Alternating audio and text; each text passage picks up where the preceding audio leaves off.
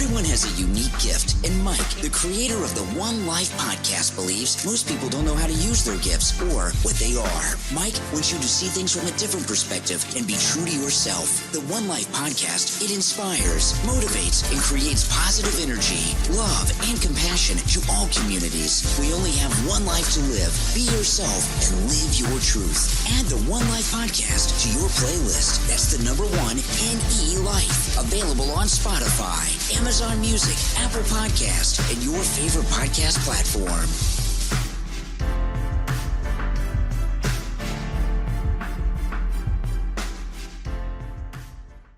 What's up, y'all? Welcome to the One Life Podcast. I am Mike MIC Reed. Here we talk about positive psychology while taking care of your well-being and telling your story, because everyone has an amazing story. In studio today, we got my boy Carlos Johnson, the founder of Lions Basketball Academy, and so much more. You do clinics as well, right? Yeah, everything. Yeah, you do it all, man. He's also a student mentor with me over here in Lancaster in the school districts. Sir. And we're going to get into it all, man. How you doing?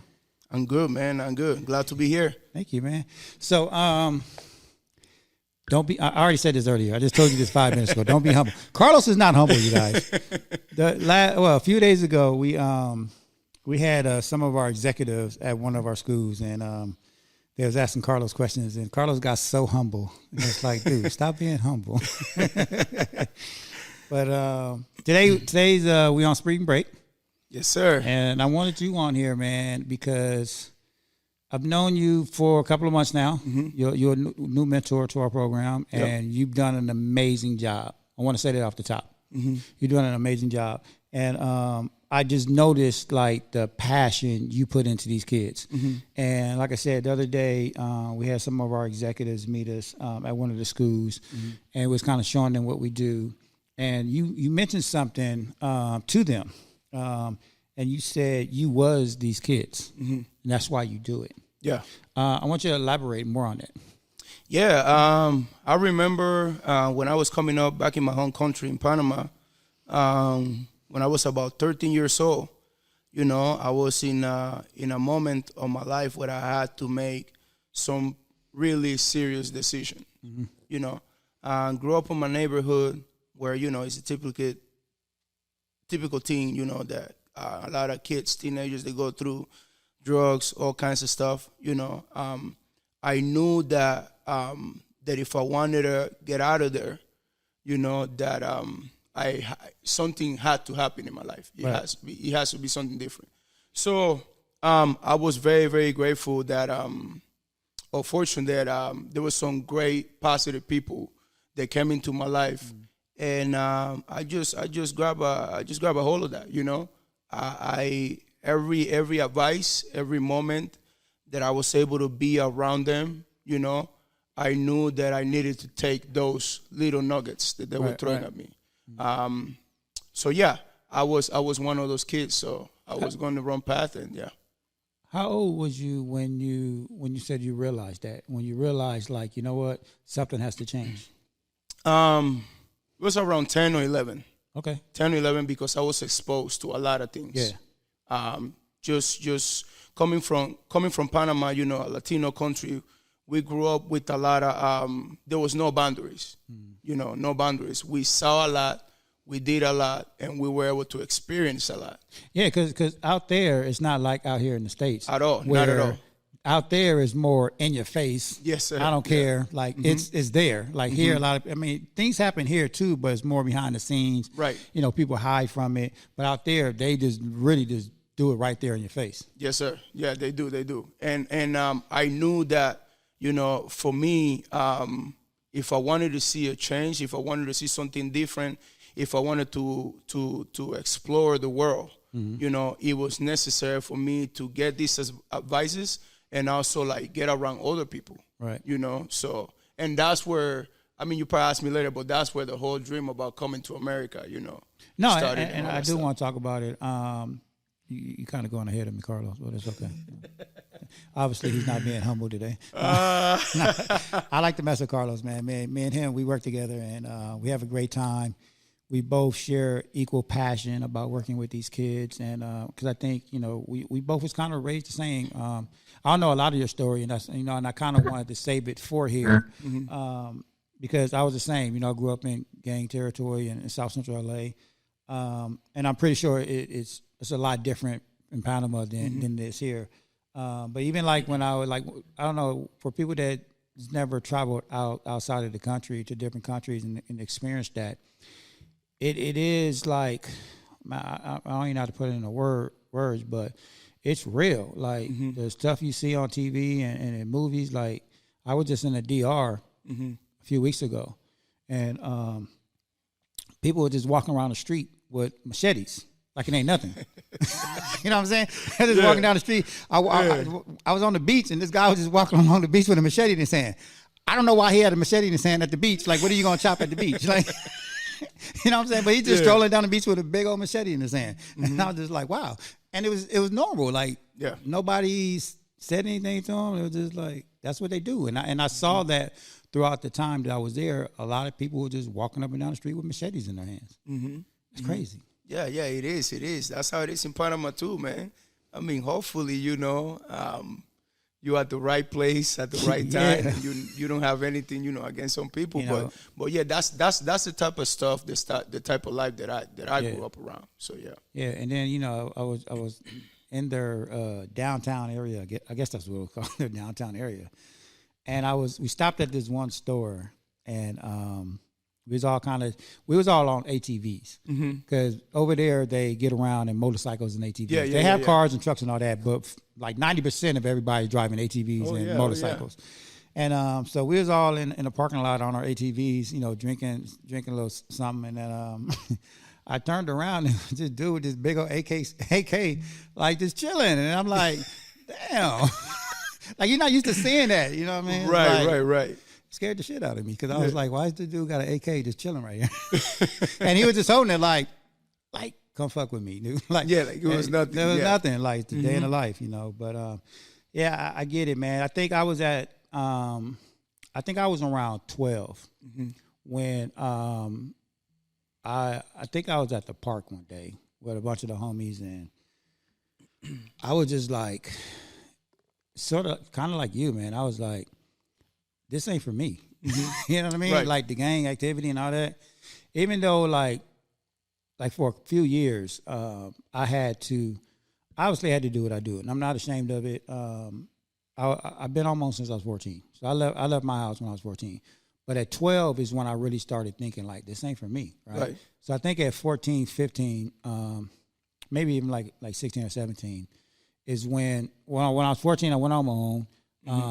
I was homeless for a couple of years. Wow. And because I didn't want to do a lot of stuff, so I think it was like when I was turned like 17 or even 16, somewhere around there, I was like, I gotta do what I gotta do to survive. Right. The homeless part wasn't the move. Like I didn't want to continue to be homeless, so I ended up selling drugs. I was like, I went back to the neighborhood, and I got with a couple of the older homies, and I started selling drugs. But I had a plan.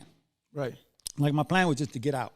Right. And I did. Like I got older. I did it for a couple of years. I was able to get an apartment, a car. I did it until I had enough money to where, okay, I can go out, take my time, find a job, do something, or do something else with my life, besides doing that. So I was smart at a young age. I'll be honest with you. I don't know where the smartness came from, to be honest with you. I just knew at a young age, like, this ain't it. And I knew I had to do what I had to do to survive. So that's why I always tell people, I don't knock nobody's hustle. Exactly, yeah. As long as you ain't hurting nobody, killing nobody, like I didn't do none of that. I didn't hurt nobody. I know you can like raise the point where you sold drugs to people. You know what I'm saying? But it's just a different mentality, right? But I wasn't like robbing people. Like, you know what I'm saying? Like I wasn't doing anything vicious. Like I wasn't robbing people, stealing people's money. I didn't go robbing stores or anything like that. I didn't do any of that. I wanted to just make a quick buck, and survive and get out. And that's what I did. I made enough money and I got out, and I never looked back.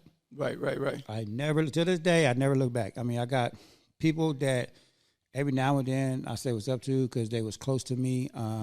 a lot of the older homies, which was my sister's friends, they all like you, even though they was in that lifestyle, that gang lifestyle, they knew it wasn't for me. Right. So they protected me, right? Even doing the drugs, like they protected me. They're like, just do this. They made it kind of easy for me because they just knew I just wanted to make money and bounce. Right. So they protected me. They would always give me advice saying, hey, this ain't your world, don't get involved, blah, blah, blah, So I had older people that looked out after me. And I think this one guy set me down one day. And I remember the conversation. I remember everything, like the weather, where I was, where I sat, the spot I actually sat in, everything. Wow. And he had a conversation with me about, dude, like I used to be a little kid that just used to run his mouth, right? And one day he just kind of pulled me out of this conversation because there was a bunch of people. A lot of people hung out in front of my house, right, because of my sister. And he pulled me out of the conversation, and he was like, dude, just sit right here. And I was like, what? And he was like, just listen. He was like, you're in the middle of this conversation, and you're just talking, but you're not even listening. You're like, you don't even know what's going on. He's like, you're just talking. He's like, just listen. He's like, listening is very powerful. He's like, listen and observe and just watch. And we just had this conversation, and I did that. And for some reason, that just stuck with me my whole life. And it made me realize that, yeah, man, if you just sit back, not react. That's like when I'm in schools and we teach these kids, I mean, you've heard me multiple times tell these kids, stop reacting. Right. Just stop reacting. It doesn't matter what someone does. What someone does doesn't affect you. If it affects you, you are allowing it to affect you. Right. But you can just sit back and just listen and observe and choose when to jump in or not. So that always stuck with me, and I've always chose to jump in when I wanted to. That's why I tease people a lot when I tell people like I'm about 90% always right. But it's a theory to that. But think about it this way. Yeah, it's funny because you really say that. Yeah. I do. I've said that to you guys. 90% I'm always right. Because I never jump into a conversation that I have no idea what it's about. Right? Like, for instance, if you was talking about how to build airplanes. I don't know the first thing about building airplanes. Why would I jump? I probably have an opinion about it. Right. But why would I jump in that conversation? Again, with no knowledge. It's choosing when to jump in and not. So I do not jump into conversations that I have no clue about. Regardless if I have an opinion or not, I will not jump in those conversations. Politics. I don't like politics. Of course I have an opinion. Everybody does. Right. I never jump into politics conversations. I'm always just like, I don't want to say that. Yeah. You know what I'm saying? Because I don't know the full story. I'm not on that side of it. Right. I'm not in Washington. I don't know how to read, these bills that they passing. Because honestly, these bills that they're passing, people just see like the main headline of it, and they don't understand there's a bunch of things attached to that that affects certain things. Right. I don't know any of that. I know that there's things attached to it, right? But I don't know the specifics of it, right? So, like for instance, there's the bill now about taking away or what is it? Tearing down the Department of Education, right? Well, I'm not going to jump into conversation about that because I don't know what the bill is or what is the details or the bullet points of it. So I was talking to somebody else about it, and they actually said it was I don't know. Again, I'm about to get into politics and I don't like it. But I'm just kind of giving an example. Yeah. Like, there's more to it than that. Yeah. Right? People got to look into it. And I'm not agreeing with it. I'm not saying they should. Like, the federal government is pretty much giving education back to the states. Right. I don't know if that's a good thing or bad thing. Maybe it's a good thing for certain states. Maybe it's a bad thing for other states. I don't know because I don't know the details of it. Right? But that's my point, though. I don't jump into things that I don't know. So I only jump into conversation that I know, that I know facts. So my percentage rate is 90%. It makes sense, right? It just makes sense. Yeah. But anyway, back on topic. But that's why I don't even know why I got on this topic. What was you talking about? We were just talking, man. Yeah. But the guy that pulled told you me aside. this, to save me if I yeah. listen. Yeah. Yeah. Sometimes I get ADHD. But yeah, he did that, right? And to this day, I saw him last year for the first time in 35 years. Wow. Yeah. It was my sister's birthday, and a lot of people was coming over to her house to, celebrate her birthday. And he happened to be in town, and he was there. And I told my sister, I said, I'm going to be there. But I didn't tell nobody else because she still live in the neighborhood, and I don't like when people... Can I ask you something? Yeah. When you saw him, you wanted to talk to him because you remember that conversation. Yeah. Wow. I actually wanted to thank him and let him know that because of that conversation, that moment, like I turned out to be who I am today. Wow. He's a part of that.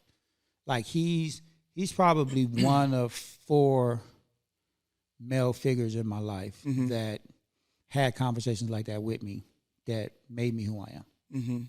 That made me see things differently. I think he was the first. Wow. And I wanted to thank him because he grew up in gangs and, so all his life, he's in and out of prison and blah, blah, blah. But, for him to still be around and I haven't seen him in 35 years, I wanted him to know, like, dude, doesn't matter what you did in your life, you chose this path, whatever, but I want you to know you made an impact on me. Wow. And I appreciate that because he was that type of guy. And again, this is why I don't knock nobody's hustles. Exactly. Because you don't know why people are doing the things they do. Like he is straight up a good dude. Yeah, I'm not agreeing with his choices of being in a gang and doing certain things. But if you sat down and talked to him, like he really tried to help the youth in the neighborhood. Like he helped me.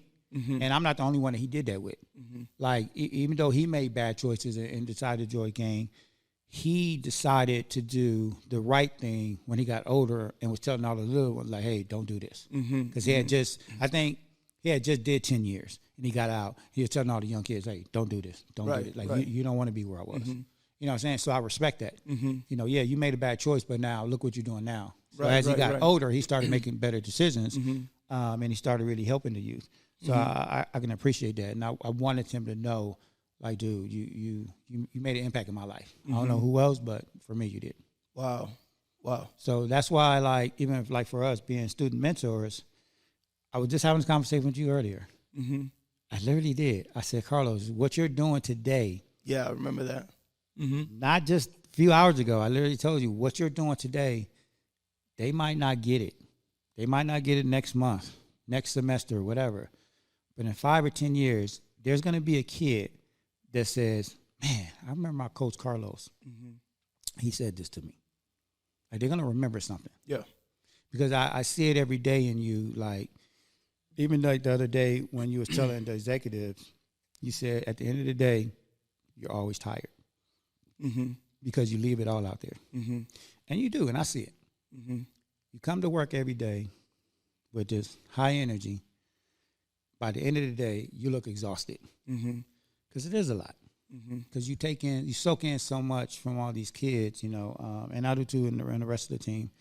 But I can see it in you, like you be drained because I can see it throughout the day. You just pour into them, and that's gonna make a huge impact to a lot of kids when they get older.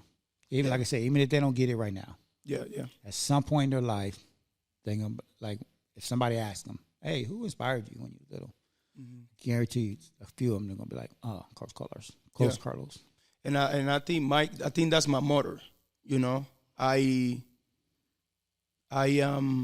want to give it all, and I'm very grateful to work with you guys, the team that I work with.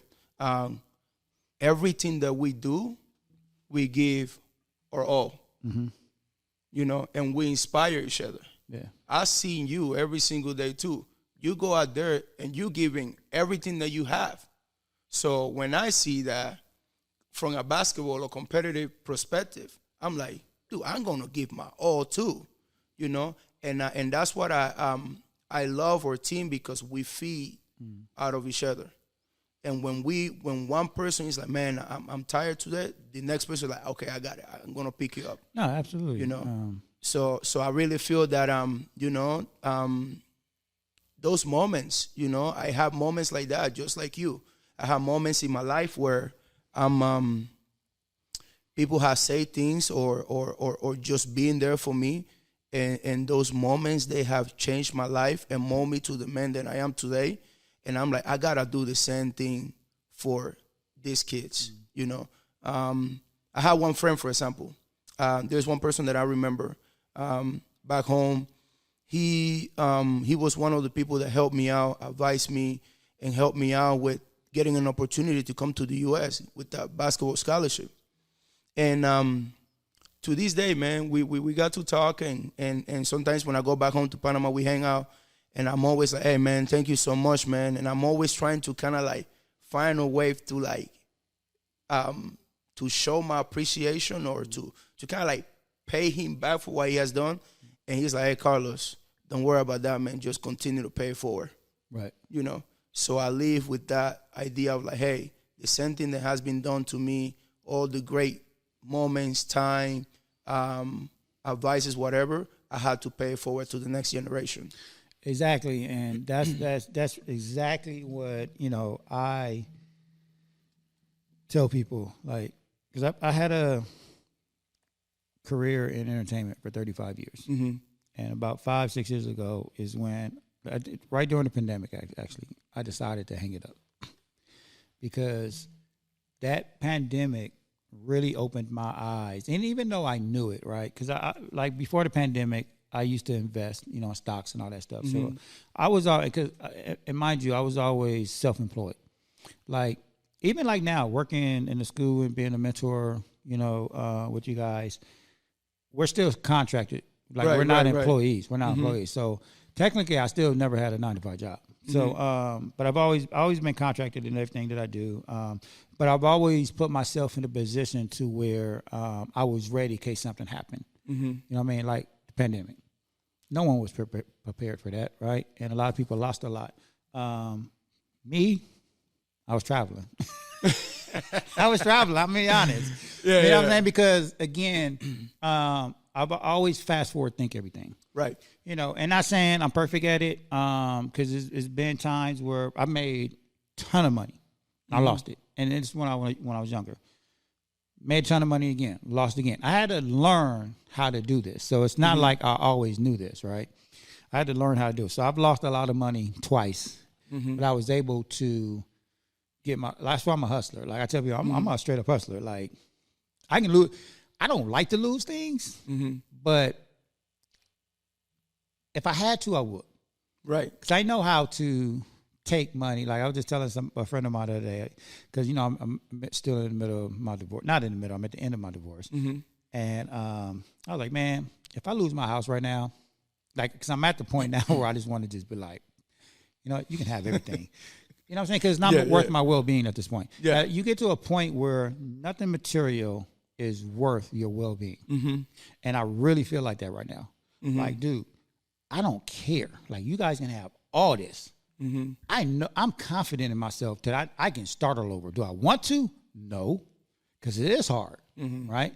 But I know I have the ability to start all over, and I'm gonna be all right.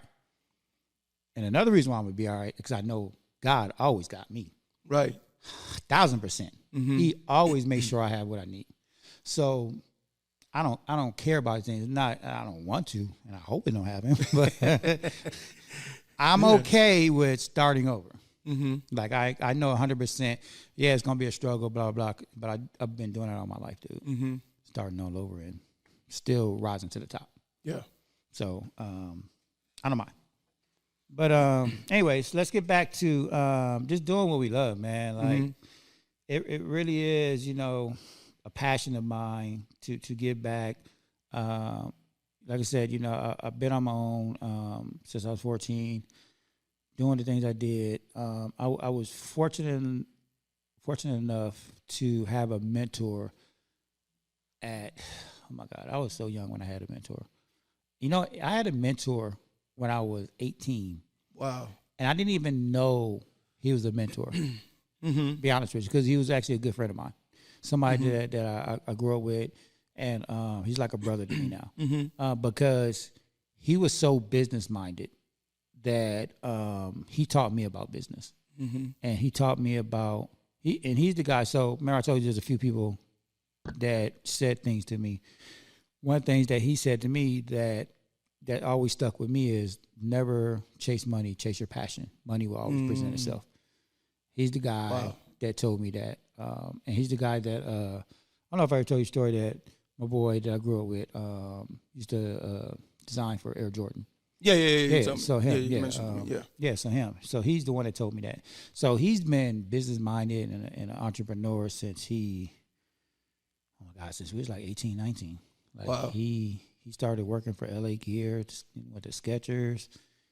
He did a lot of stuff, and he ended up at Nike and ended up doing Air Jordan. Like he ended up actually, I think, if I'm correct, running Air Jordan, like the head designer, like running it. And Air Jordan had multiple designers, but he was one of them, and he was actually running it at one point to where he would be just calling Mike on the phone. And I'm like, "Hey, do you just pick up the phone and call Jordan?" And like, That's crazy. That is crazy, That's right? crazy. But it's true. Like we'd be just chilling there, and he'd be like, "Oh shit, hey, Mike, I got," he'd be doing shit. And That's like, crazy. You just literally picked up the phone and called Jordan. I'm like, who does that? You know what I mean? But it's cool. So he was a mentor of mine, and I didn't even know it until I got older, and like he gave me a lot of great advice. And this is why, and then my other guy, Claude, when I had my own graphic design company, which Dwayne helped me do this logo, the guy from Nike. So That's tough. He helped me do this logo. And so when I came up with this concept, he helped me with it. He was like, hey, you should do this, blah, blah, blah. So I've always had my business sense through him and Claude, who gave me my start in entertainment.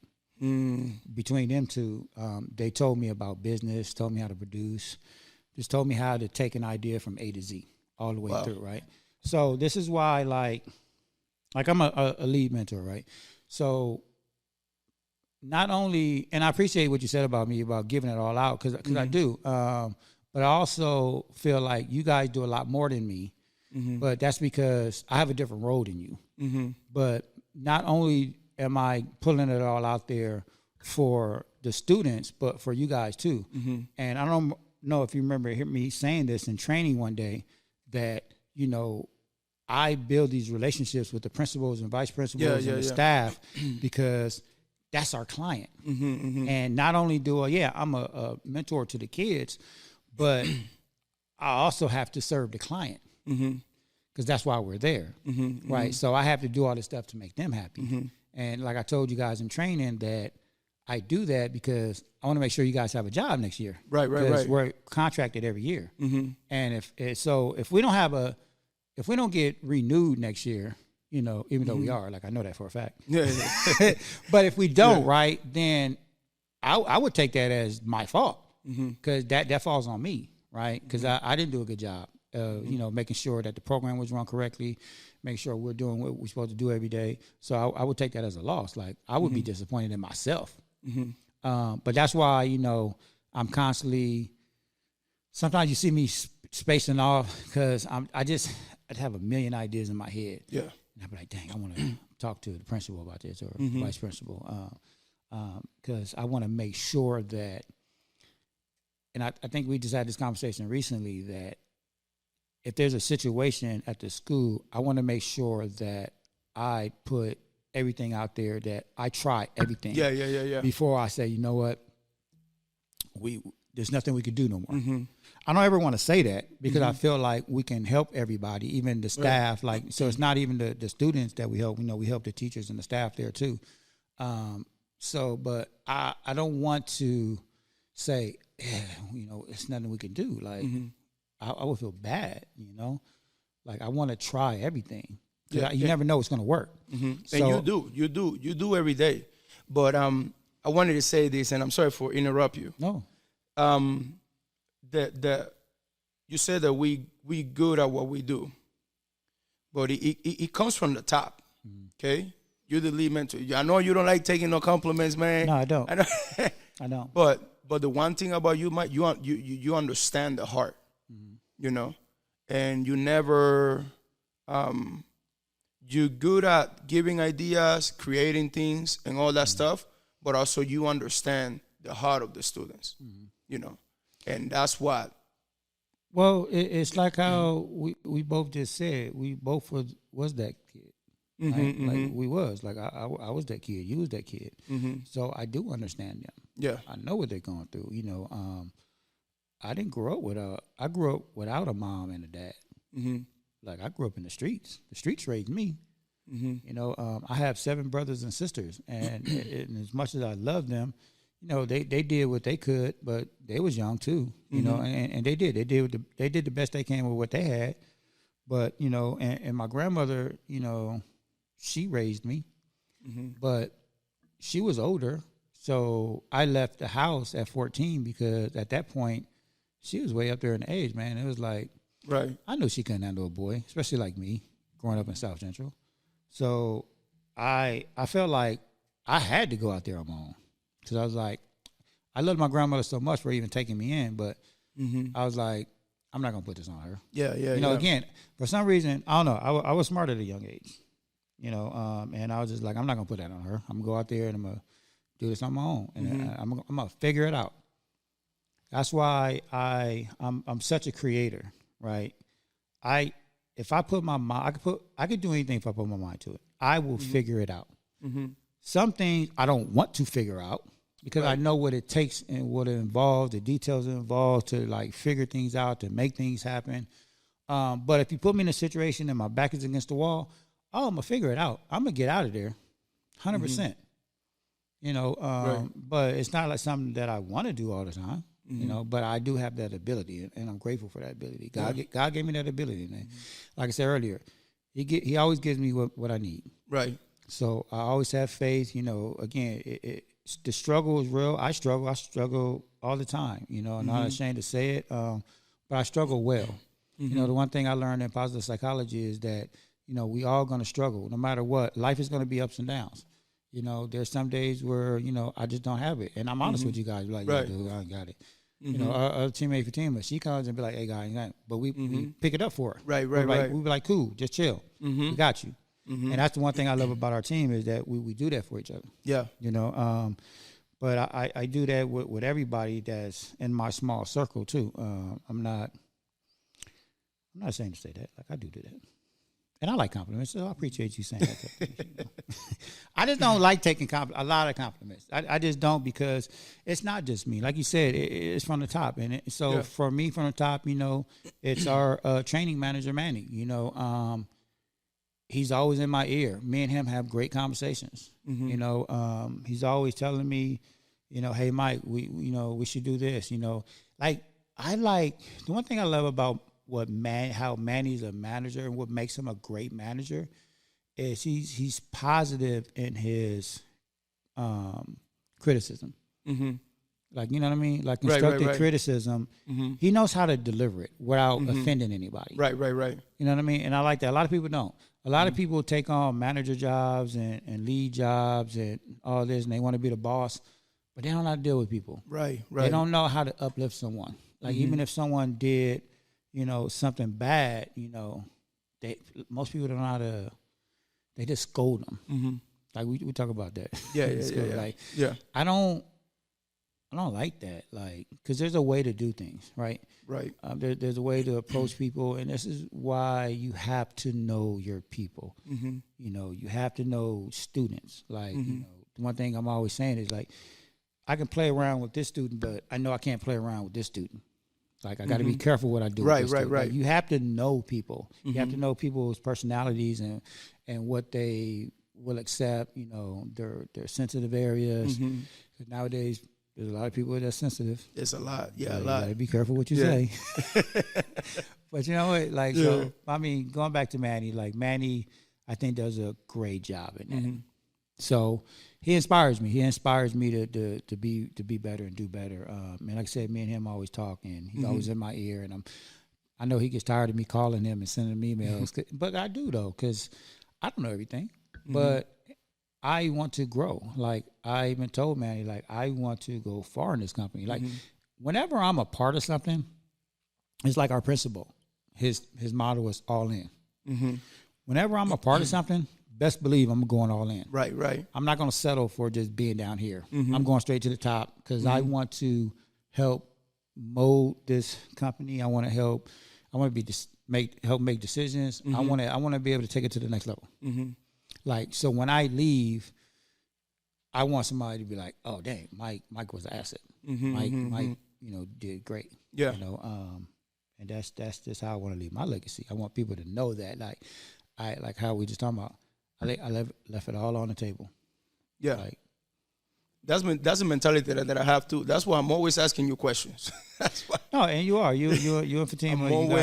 We always on your ear. We always, hey, Mike, what about this? What about that? Yeah. What if we're in this situation? And because I want to learn. Yeah, because it shows your growth. It shows that you want to learn, and it's not like, again, it goes both ways. There's people that do that, but people can nag you and bug you, right? But they're nagging and bugging you for like hidden agendas, I think. Yeah. Right? Like they really not wanting to learn, or you can see that they don't really have the passion for it. Yeah. But when someone has the passion for something, and you can see that, and they're asking you a million questions, like it's like, yeah, I love it when you guys are constantly asking me questions, like because I can see it in you guys, like I can see the passion in you guys, I can see where you guys are taking this, right? And I love that. But I want to go back to, back to your younger age. Where do you think you wanting to do more? You said you was 10?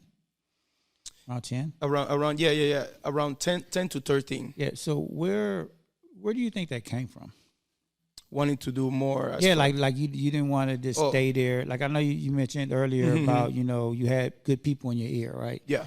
But that passion or just that different mindset, like was it from your parents or like was it just the people around you?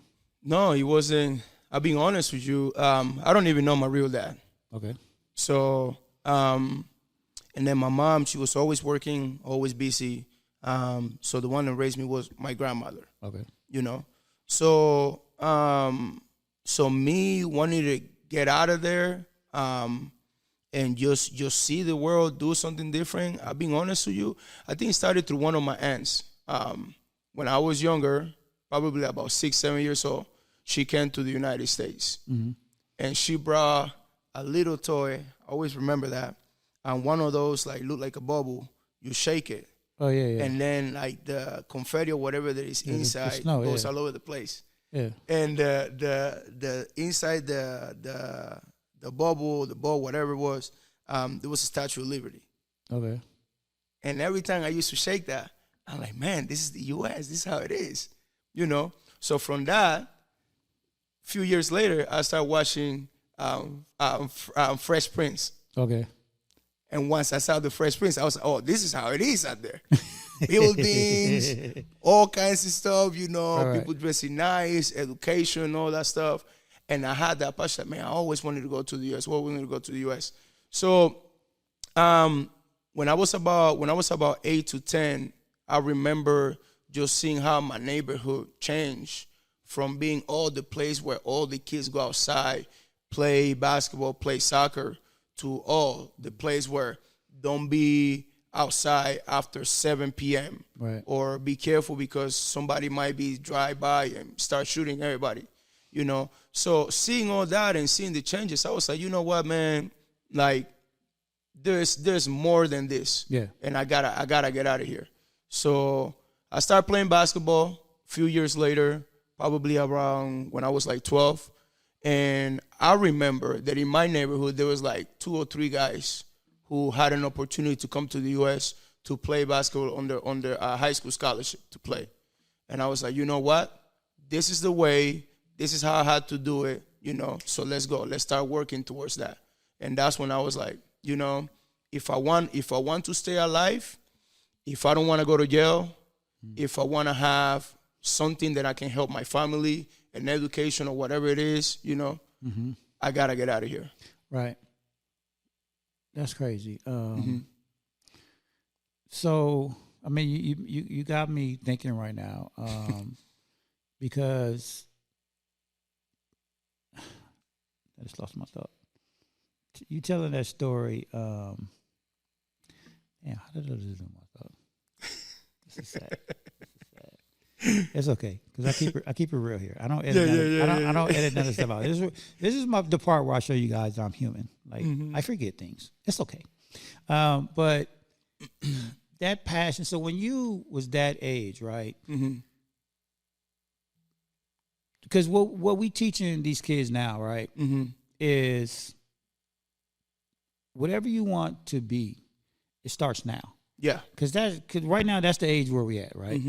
And that's why is what I'm trying to teach the kids that we will be talking to every day is that, dude, that stuff starts now. Like your dream starts now. Yeah.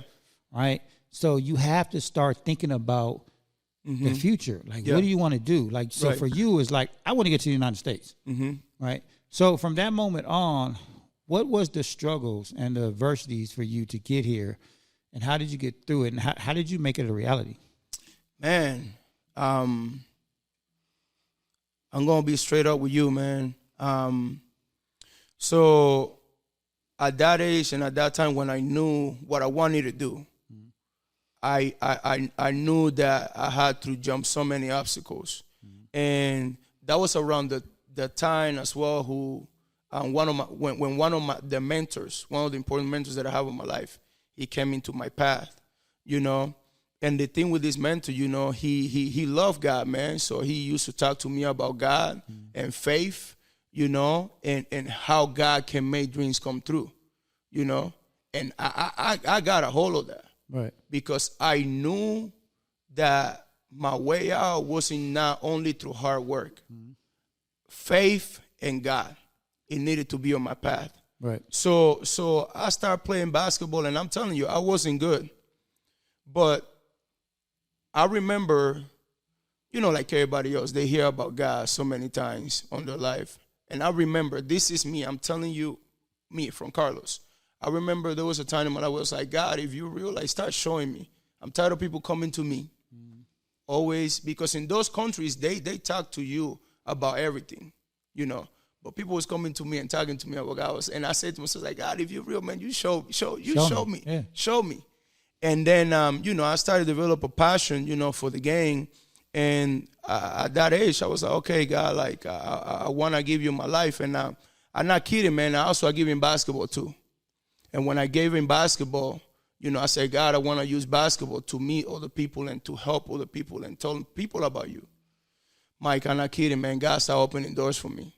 Really? And I went from not being the first option or being the guy that stay in a basketball court, that goes to a basketball court at 4 p.m. And at 8 p.m. when like there was not anybody else that wanted to play, they were like, hey, you kid, you can come in. Right. To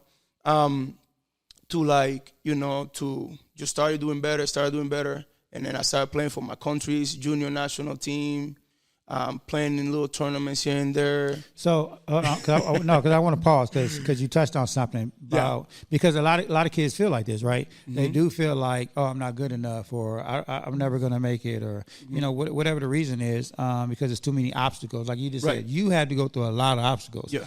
And I'm pretty sure that and not to minimize because you come from a different country, and I'm pretty sure those obstacles are way more difficult than someone that's already out here, right?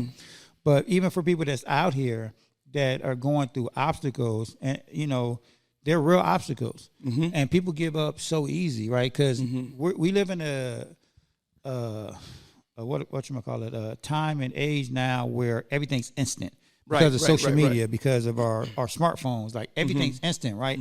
So when people don't make it in a day or two, it's like they want to give up. If they don't see instant results, they want to give up so quickly, especially like in business. I know a lot of small business owners, like they want to give up after a year or two.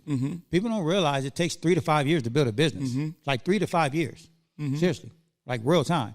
Like, so when you don't see your results in the first year or even 2 years, people give up so much. But for the kids, you know, what would you say to them?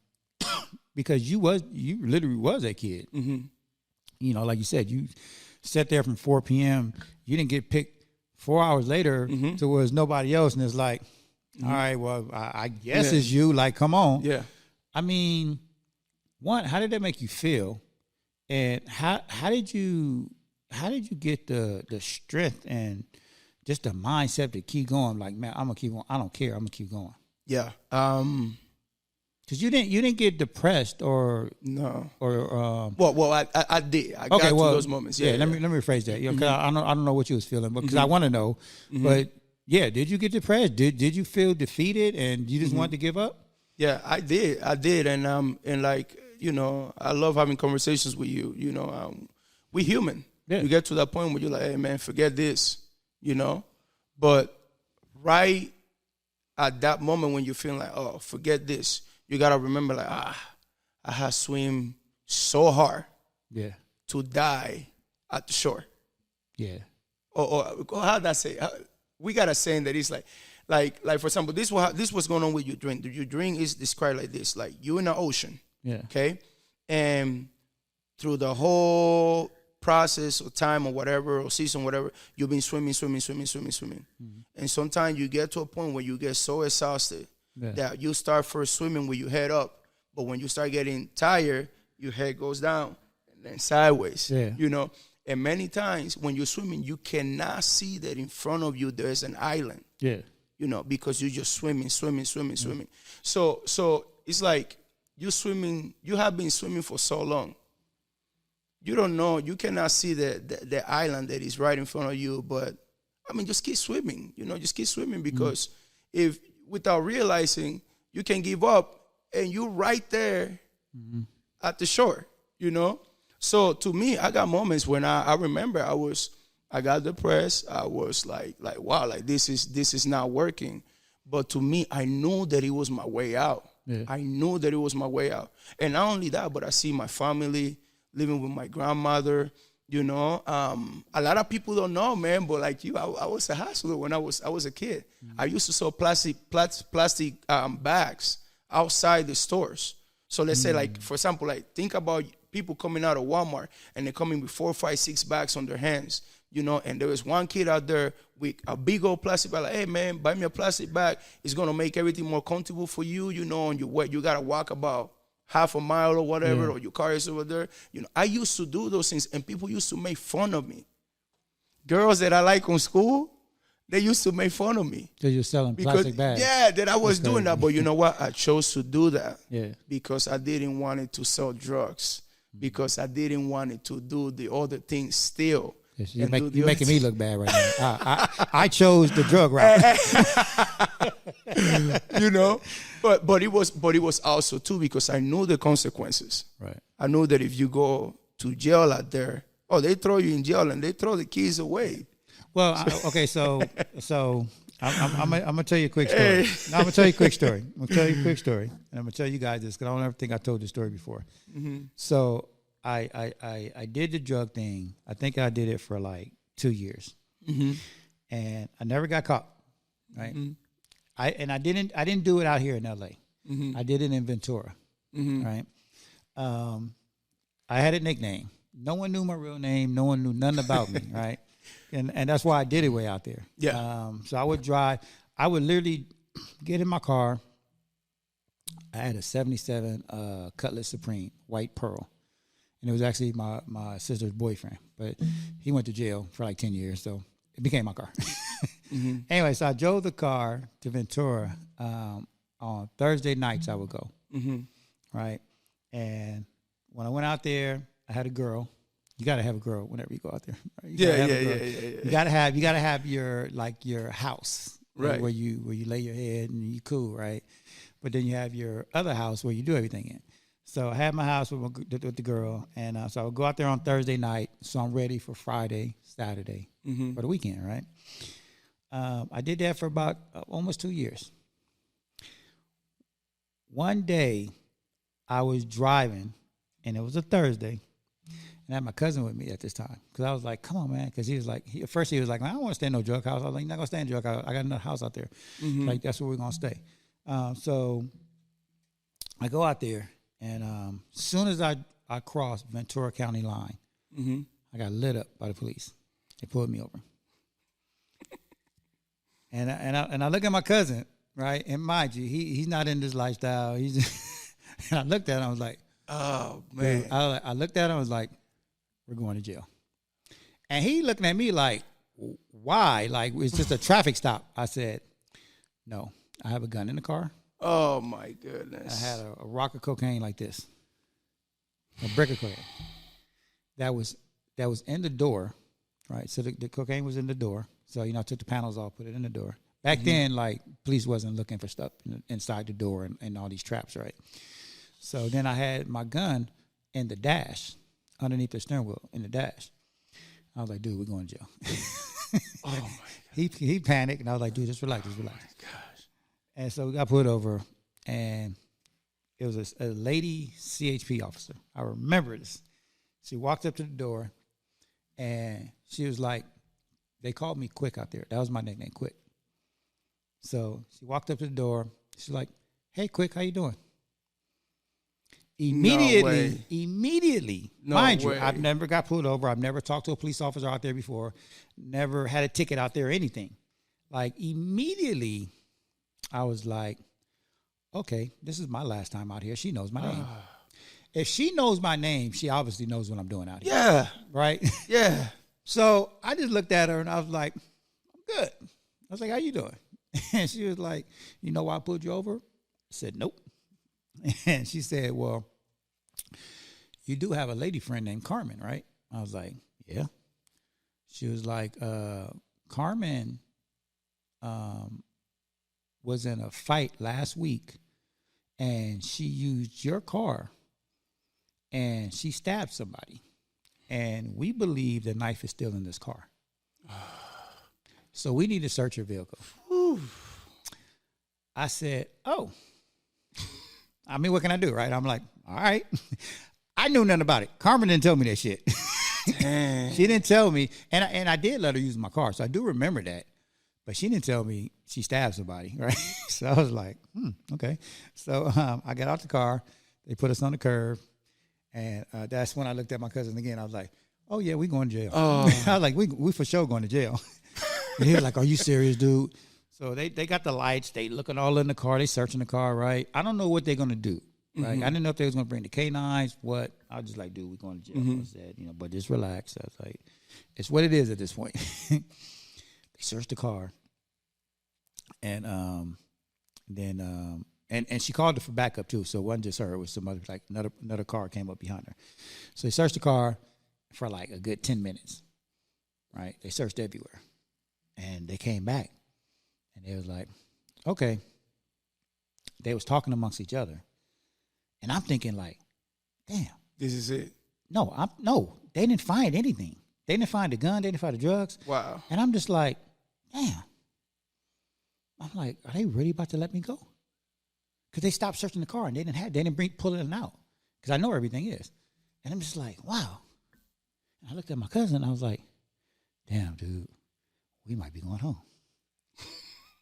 Then the lady looked at me and she was like, after like a 5-minute conversation with the cop, she was like, I want to search the car one more time. She was like, I feel like I'm missing something. She was like, because I know him. I'm like, first of all. When she said, I know him, she was referring to you. Yeah, she was referring to me. Yeah. She knew what I was out there for. She knew my name. She knew what I was out there, and that's kind of one of the conversations we had. She was like, I know what you're out here for. And I know that. I was like, okay, cool. But in my mind, I know you still got to prove it. Yeah. You can have a theory. Yeah.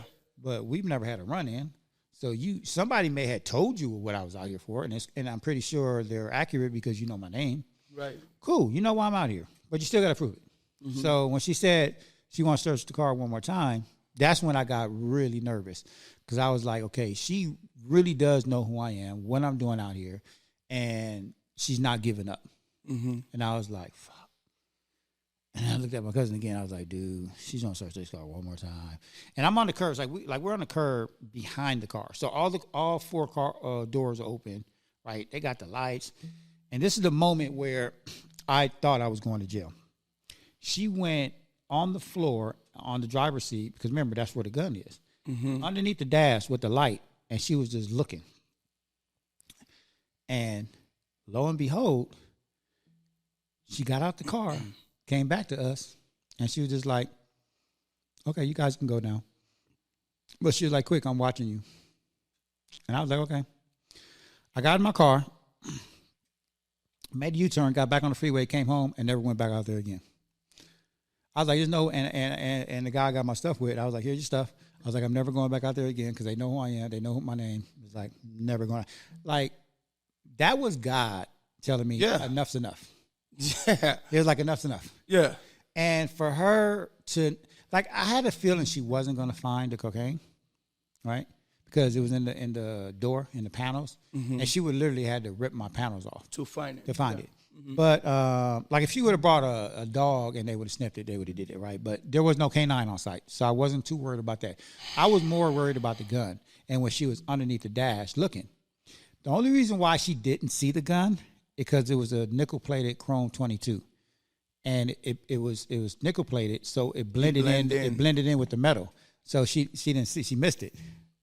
Wow. She missed it. Like, I don't know, honestly, I don't know how she missed it. It's not like I hit it. Like, it was just up there. Wow.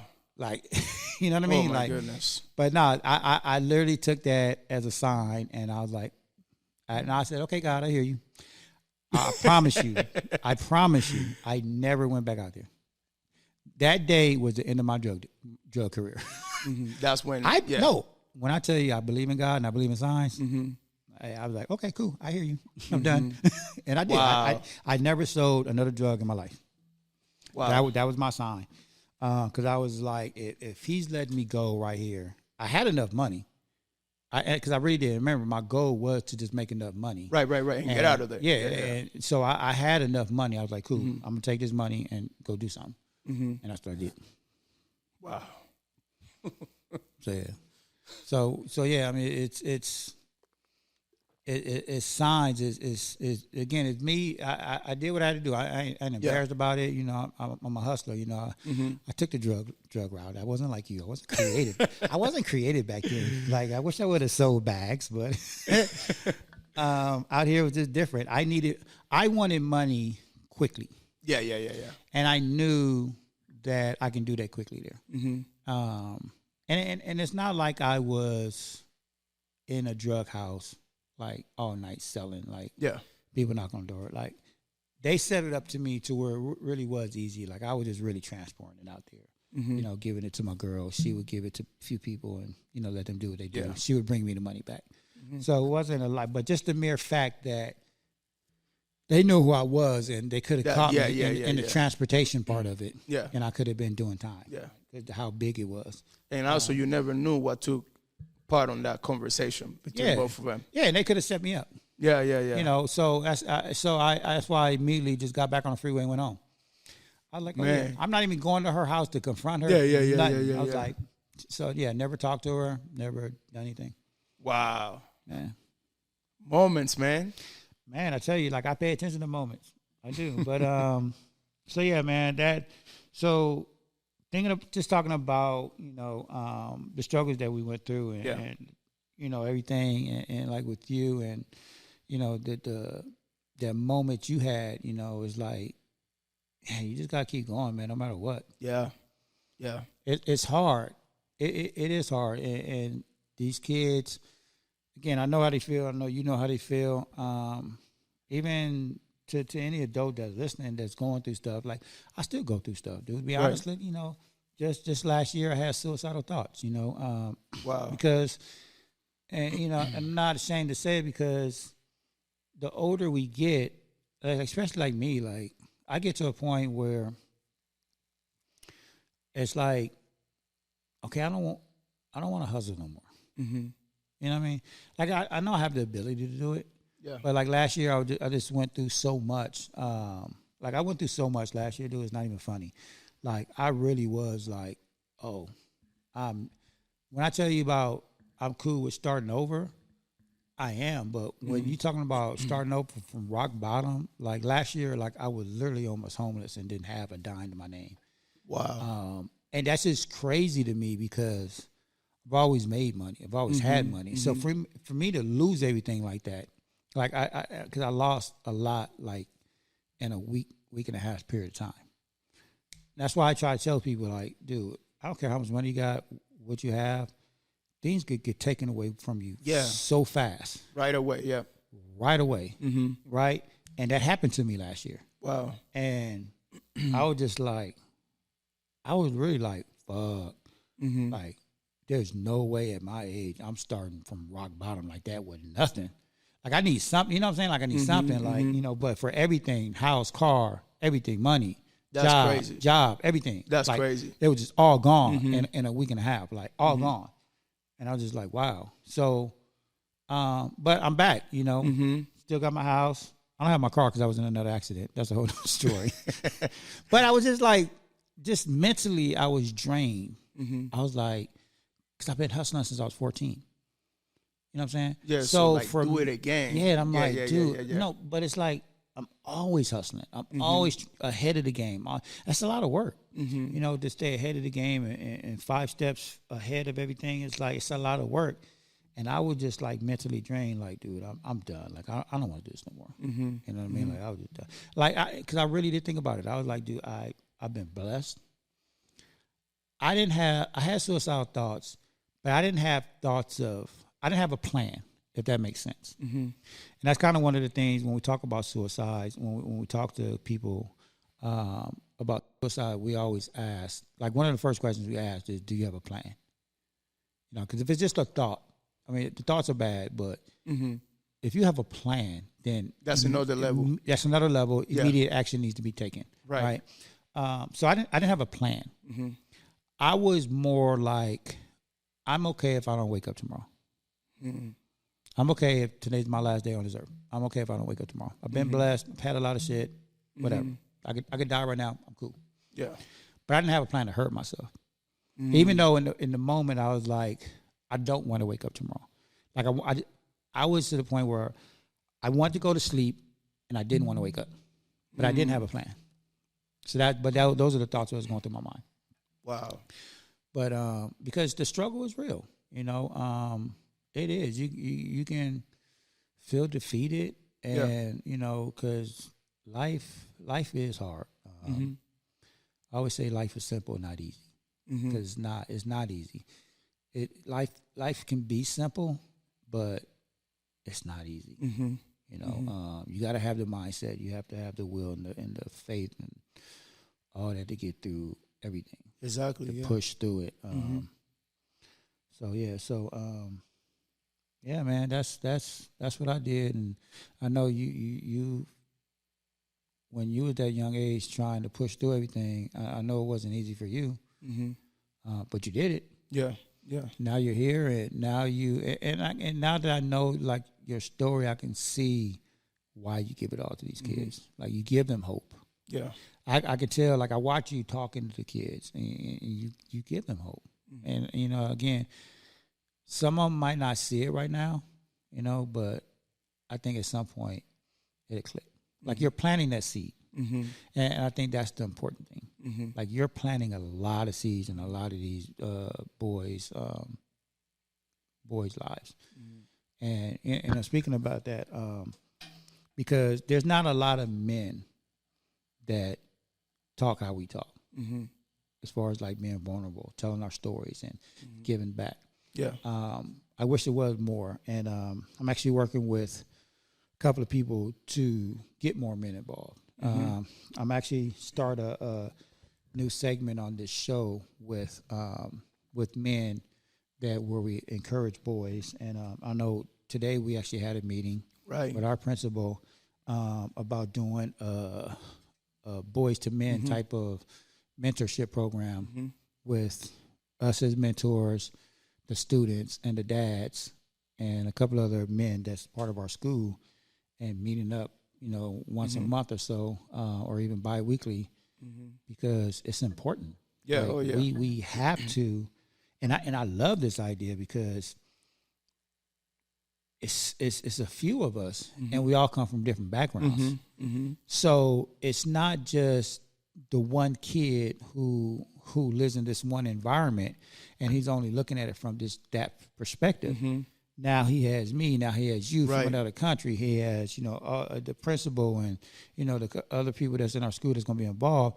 We're all from different backgrounds. And I think it's important for these young men and these students to see that. Like, yeah, we've all been through the struggles. Yeah. But look at us now. Like, and if everybody tells their story, then hopefully these students can, grasp that and be like, okay, well, dang, if he did it, he did it. Sounds like they all went through something, but they all made it through it. Then I can do it. You know. Yeah. We need that. Yeah. These kids, they need that. We don't need perfect men out there. We need men that are willing to, to share their struggles, where they come from, the experiences that they have, because these kids, this is what they're facing. Yeah. We see it every day. Kids that are facing, death from their family members, from a parent, bullying, all kinds of stuff every day, and they need men that will be willing to go out there and speak life into them and be like, hey, no, you can do it. You can fight for your dreams. You can accomplish your dreams. It's not going to be pretty at times. You're going to go and let me tell you, you're going to stumble a lot, but rise up, keep going forward, and yeah, man, that's what we're trying to do with these kids. You're trying to do it, I'm trying to do it, and I was so happy too after that conversation that we got with the principal today. No, and the one thing that I think is going to be great about it is that these kids, they can not only we can relate to them because we was there, but they're going to relate to us.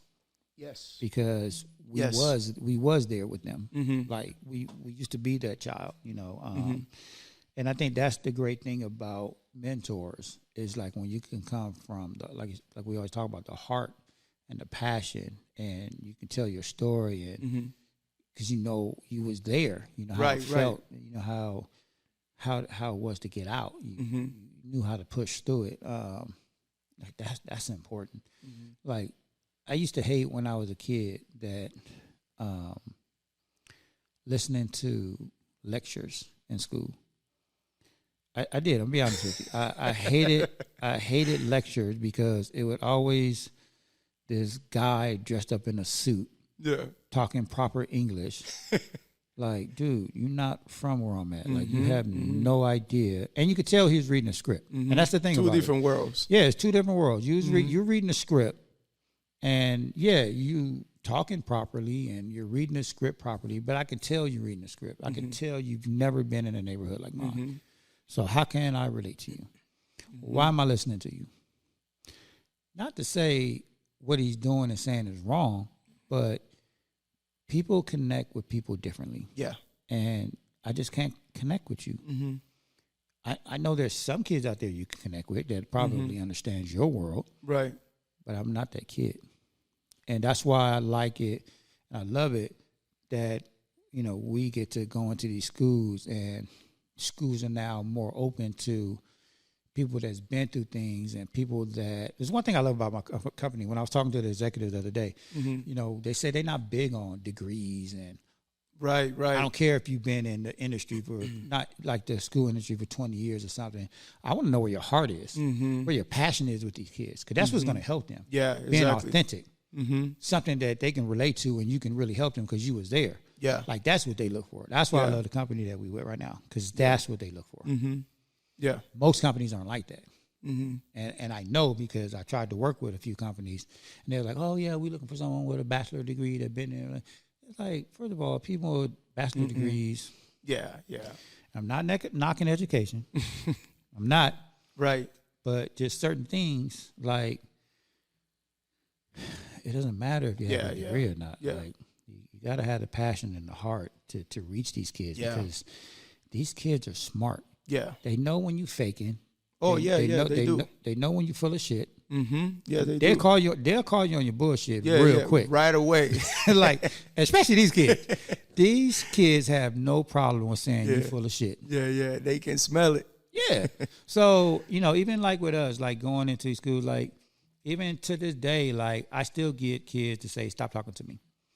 It's like, cool, because it's over 700 kids in the school, and I haven't had the opportunity to talk to each and every one of them. But the kids that do know us now, they respect us. Oh, yeah. They come to us now, and they listen to us. Yeah. So the kids, like I had a kid today telling me, stop talking to me. I've never dealt with him before. My first time dealing with him today, and he was like, dude, stop talking to me. Cool. He's on my radar now. Right. I'm going to get to him. I'm going to get to him when we get back from spring break. And me and him going to have a conversation. And that's typically what I do when a kid does that to me. I'm like, okay, cool. You don't know who I am. I'm just some guy that's just regular, and I'm in the schools now and trying to have a conversation with you, and you're like, who's this guy? Yeah. Right? But typically, I've had that happen a couple of times, and I typically just, have a conversation with him and the principal or the vice principal, and they kind of explain who I am, and from there, it's a more respecting. Once they know that I'm not there to get them in trouble, and that they're never in trouble with me, then they respect me, and they open up. They open up more, because it's a mutual respect. Yeah. It's a mutual respect, but as you see, and you do it too, the kids are never in trouble with us, but we do set clear boundaries. Now, you cross those boundaries, I'm not going to suspend you, but the principal is. Right, exactly. Like, I don't tolerate disrespect. Now, I'm not going to, again, not discipline you. I'm not going to send you to detention or nothing like that. But if you cross the boundaries, there are consequences. And the principal is going to know about it. And that's where you're going to get in trouble. So you're still not in trouble with me. But you will you will have to answer to the consequences. So I always try to tell the kids, like, look, I get you're frustrated. You're mad. You ain't got to talk right now. But the one thing you're not going to do is disrespect me. Yeah. Like, watch your language around me, and we'll be going to be cool. Right. That's all I ask. Is just watch your language around me and just watch the disrespect. Because I'm not coming at you disrespectfully. I'm coming at you calmly, trying to help you. Like how we always tell them, like, dude, we're trying to help you. Yeah. Like, just have a conversation with us. Yeah. Typically, they calm down after a while, and they do have a conversation. But you do have a couple that, it takes a while, and they don't know who we are. But yeah.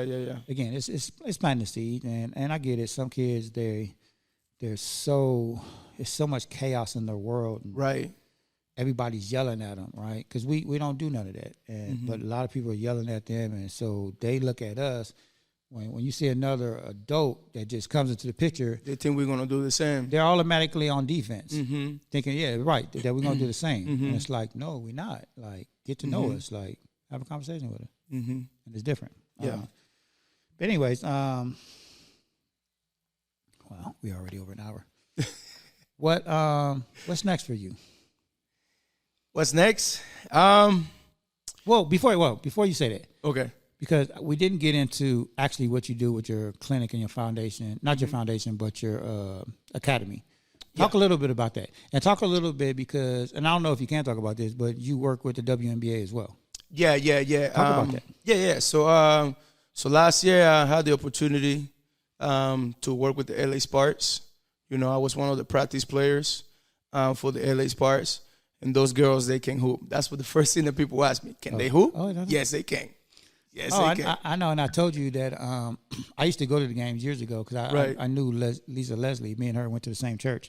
So I had her, me and my ex-wife at the time, like we was good friends with her. So we used to go to when the LA Sparks first came out, we used to go to all their games. And, yeah, they be balling. Yeah, they've been hooping. So, last year I was working with them. And God's willing, this year too, going to be working with them as well too. But what I do, I'm a basketball trainer.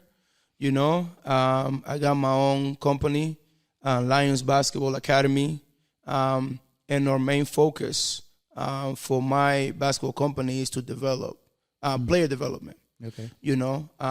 We really focus on helping and developing the kids' ability.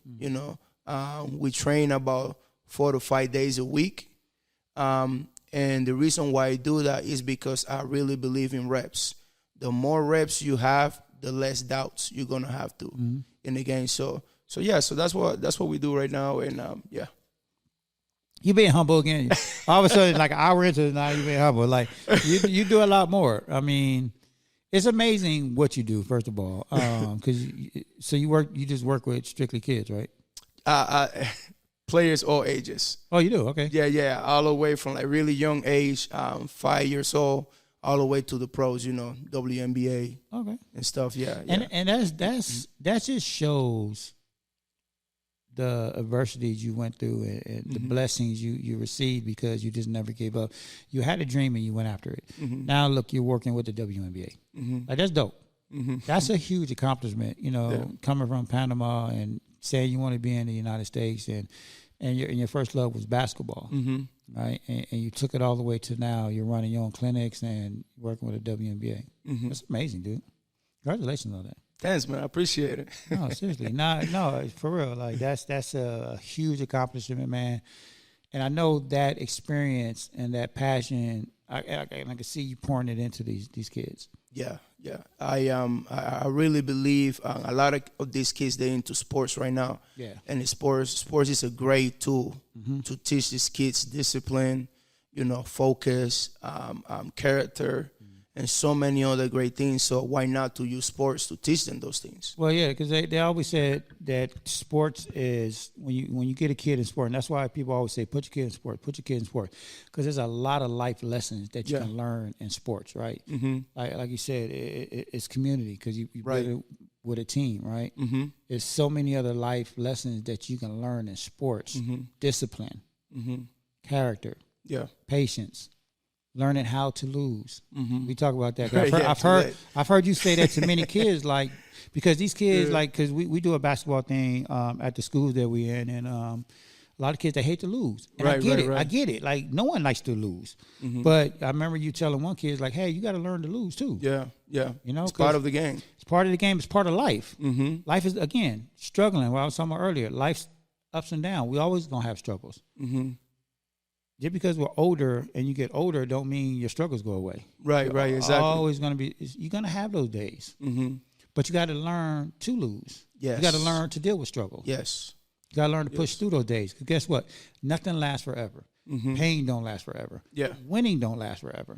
So it's a balance. Yeah. So you have to learn that. That's what I love about sports. It really teaches you life lessons. So when people say put your kids into sports, like, they really going to learn life lessons. Yeah, and do it early. Yeah. Do it early. That's the best time. Yeah.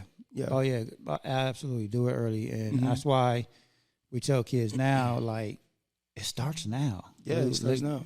This is because you're in elementary right now. Don't mean you have, you can wait till you get out of high school and right. and all that and wait to start your life then, but you're missing out on so much. Oh, yeah. Like, you're taking the harder path. Yeah. 'Cause that's the path I took, be honest with you. Yeah. I left school early and I went down this hard path. I don't regret it because it made me who I am. It made me retire, like I was talking about earlier. It made me want to give back. It made me just want to just focus on turning around and lifting the next generation up. That's my passion now. That's all I want to do is just help. Like, I want to leave behind a legacy to where, yes, I was blessed. I've had a lot of money, had cars, houses, traveled, you know what I'm saying?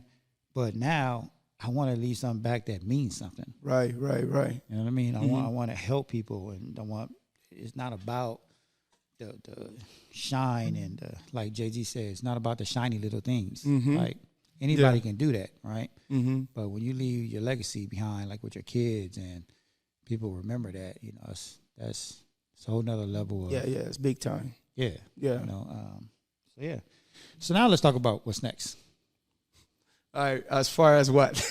What you want to do, man? Like, you giving back? You working with the WNBA? Like, are you trying to be a Laker? Man, hey, because you got skills. I be seeing you out there balling, man. You don't take it easy on the kids. Like, you beat this one kid today. You gave him a whooping. You gave my ass whooping. Let's be honest. You gave my ass whooping today. Look, man, they been challenging, man. They've been challenging me. So, hey, I gotta bring it. These kids, they want to see. No, man. What's next? Of course, one day I would love to open my own basketball training facility. Okay. And of course, yeah, train kids and do all that great stuff. But like the main thing is mentorship. Yeah. The main thing is mentorship. Like these kids, I believe that that's one of the greatest needs in our community. So why not to use what I know and what I love to do to provide mentorships, right? To these kids. So yeah, man. I want to build my own basketball training facility, and also have a space where these kids, they can learn things about morals and creating your vision, going after your dreams, and those type of things. So that's what I would love to do. I love that, and I think you're on your way, but you're gonna have that. If I know you now, and after hearing your story, and after seeing you work, and like I've seen your Instagram and your basketball clinic. I've never been there, but I've seen the videos, and you do an amazing job. Thank you. But thank you for being that male figure that these kids out here need. Yeah, because that's important. And I know you have kids of your own. Yes, right? sir. Yes, sir. You have 2 daughters? No, 3 daughters and 1 boy. Wait, you have 3 daughters and 1 boy? Yes, sir. I did not know you had 4 kids. Yeah. I don't know why I thought you had only 2 kids. No, man, 4. 1 boy. My oldest kid is a boy, Jaden. He's 7. Okay. So he just started being into basketball. And then I have the oldest daughter, Nevaeh. She's 6. She started playing basketball. Well, all of them, man, they like basketball. Well, as soon as I get in the car, they're like, Daddy, where's the basketball? As soon as I get home, Daddy, basketball, So, yeah. So wait, how old is your youngest? My youngest, she's 1.5 years. Dang, so your oldest is 7. You have 4 kids. Yeah. You was one of those kids like, hey, look, if we're going to have kids, we're going to have them all now. Boom, boom, boom, boom, boom, boom. Wait, back to back. Let's do it all right now. Yeah. Get it over with. Exactly. And I always knew, man, I always wanted 4. Okay, so it's 4 your number? That's four, yeah. Is it? Yeah, I think I'm good, man. I'm good. I mean, if you ask my wife, she'd be like, no, maybe 1 more. I'm like, I don't know. She want more? I'm good, man. I'm good. Yeah, you know what? I'm good, bro. I have 2, and I was done after my daughter because she's the youngest, and that was 23 years ago. Yeah. No, seriously. When my daughter came out and I cut the umbilical cord, and I don't know if they always do that, but they had asked my wife at the time. They was like, "Do you want me to sew you up or whatever?" And I was like, "Yeah, sew her up." Yeah. But she was like, "No," and I was like, "Yeah." Like, we're Get it done now. No, because I had a boy, and she came. The moment they said it was a girl, I was like, "Oh yeah, I'm done. I got a boy, girl, cool. I'm good. I'm good. Like, you got a boy and a girl. I got a boy and a girl. I'm done." Yeah. Because like my buddy, doing that, used to work for Nike. He got 4 girls. Wow. He always wanted a boy. So he only has 4 girls because he kept trying. So after the 4th girl, he was like, you know what? I'm not trying no more. Yeah. Like, I'm not trying no more. I have a friend that he had 9. Yeah, see. And he had 8 girls straight. Yeah, see. As soon as he got that boy, he said, that's it. We're done. Yeah, but see, wow. See, that's dedication. Yeah, you got to be dedicated. Yeah. I don't care how many girls we're going to have. I want my boy. Yeah. That's crazy. My man was dedicated. That is crazy. But no, I do see you doing great things, man, especially in this mentorship program. I'm glad you're a part of it. But I do see you open up your academy. Sky's the limit for you, man. I love Thank that. you. I love you that you have that mindset. I love, again, that you are out here with these kids, with us and part of the team. I thank you for what you do every day. Even bringing the energy, man. Like, you inspire me. Like, honestly, I could be honest, and I know I mess with Fatima a lot, but you, Fatima, and Miss Green, you guys actually inspire me every day. Like, you actually make my job easy, and I thank you. No, thank you, man. Thank you. You're a great leader, man. And Don't say that. I didn't pay him. man, every I time. didn't pay him because they're gonna think I paid you to say that because of my show. Like I did not have him say that. No, listen. No, man. We appreciate you as a lead mentor, and we're learning a lot from you, man. And you know, it's a really cool journey where we are right now. No, it is. But that's that's the crazy thing because I got friends that always tell me like because they always tell me like Mike, why you don't accept compliments, and that's because I don't feel like I've done anything. Mm-hmm. Like I know what I'm doing. Like I know that I've accomplished a lot in my life. I'm not doubting that, especially from how I grew up and where I've been. I know that, and I'm very grateful.